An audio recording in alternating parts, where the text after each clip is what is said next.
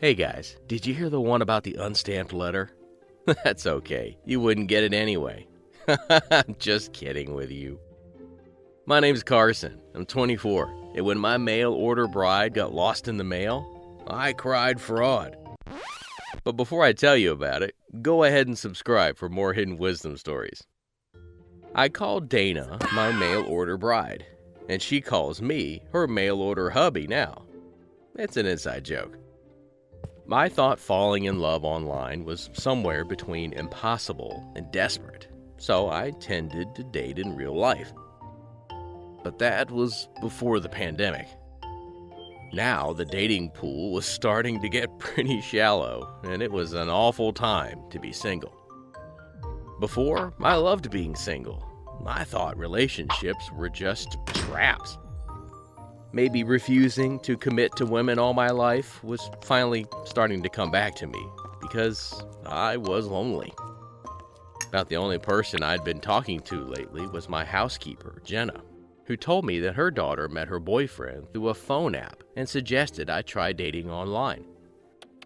I gave it a whirl, and there were sites for farmers and people with diseases. There were sites for rich old guys, and even sites for people cheating.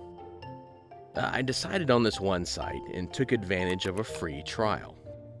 At first, I was overwhelmed by all the profile questions. I felt like I was taking a test or applying for a job. I mean, what did they want? A reference letter from my ex attesting to the merits of my hygiene? I wrote out this bogus profile where I claimed to be a full-time doctor and part-time firefighter. In this profile, I was trilingual, taller, and gave millions to charity.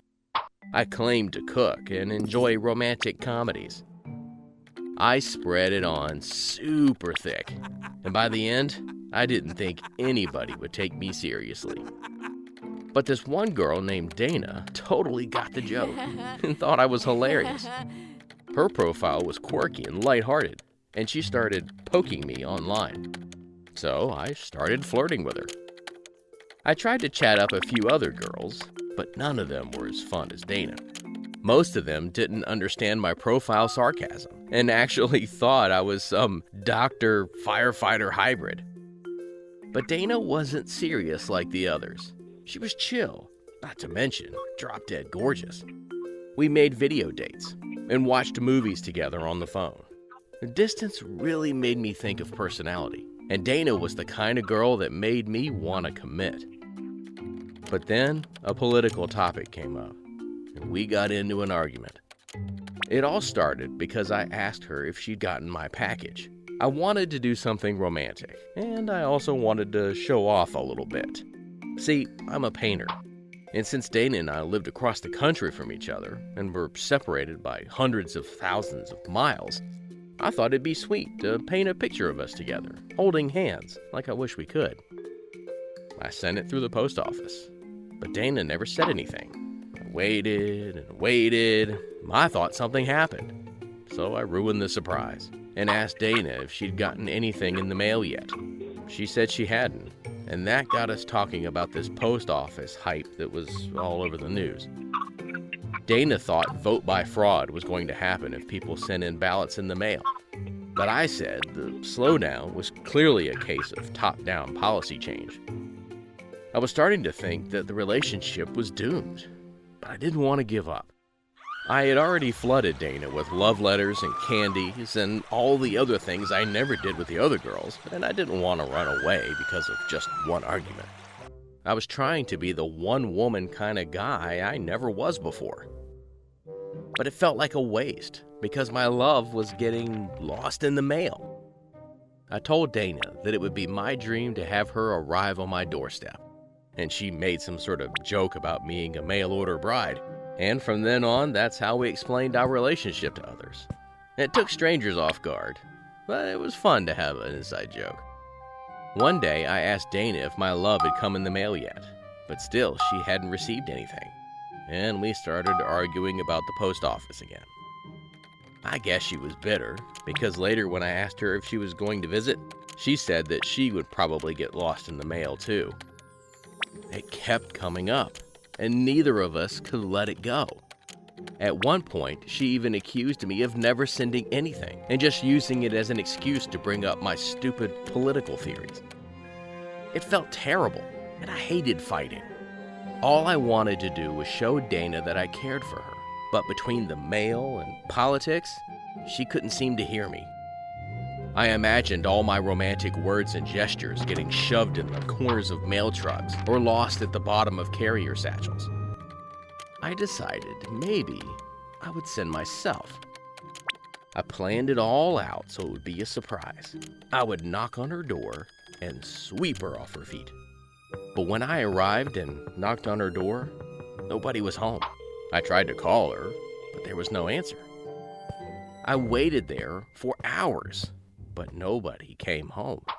I was starting to think that Dana had given me the wrong address. I got on my phone to see if she was online, but she was nowhere to be found. I thought maybe she'd be home soon, so I decided to hang around. But I fell asleep waiting. My phone woke me up before the sun. It was Dana, and I answered.